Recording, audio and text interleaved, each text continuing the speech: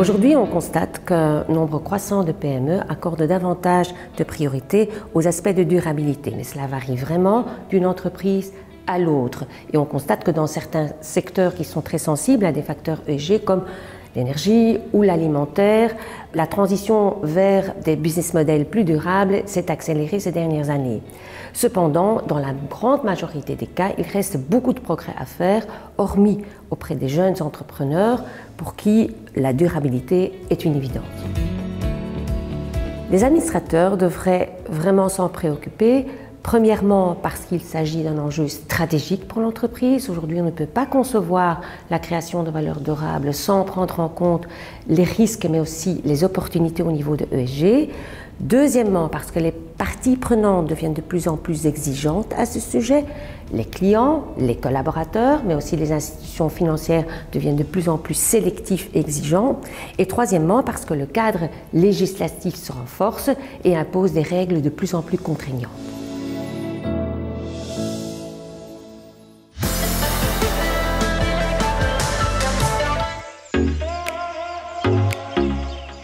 La Belgique est connue dans le monde entier pour son chocolat.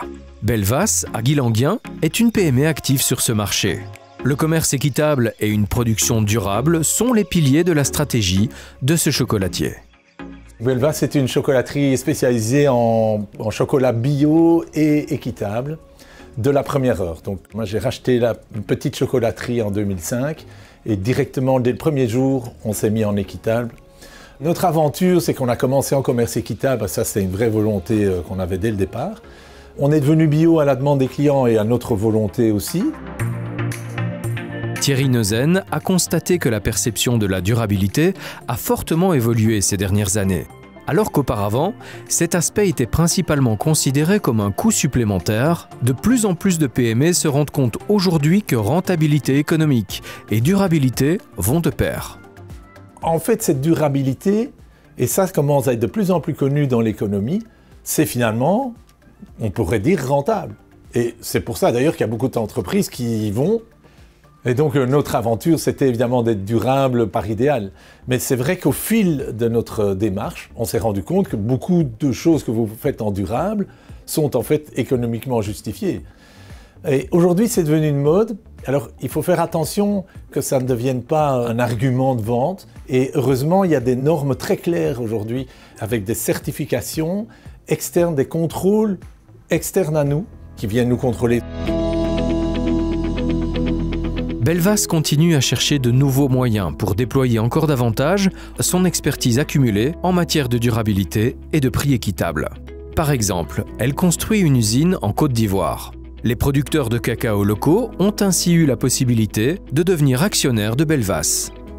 Aujourd'hui, on construit une usine avec les planteurs de cacao en Côte d'Ivoire. Et alors, ce qui est assez magique pour nous, plus sur le plan émotionnel, c'est qu'eux ont pris l'année dernière une participation dans Belvas. Donc aujourd'hui, Belvas est une chocolaterie détenue en partie par les planteurs. Et nous avons évidemment une partie dans leur entreprise qui est pour la construction de l'usine. Pour nous, c'est vraiment une merveilleuse manière de mettre nos idéaux en pratique. Ce parcours montre comment les objectifs de développement durable peuvent apporter une valeur ajoutée à une PME et surtout qu'ils sont une source d'inspiration permanente. Mon conseil aux jeunes entrepreneurs qui voudraient s'investir dans le durable, je dirais, allez-y sans hésiter parce qu'il y a aujourd'hui une demande et souvent c'est économiquement justifié d'être durable.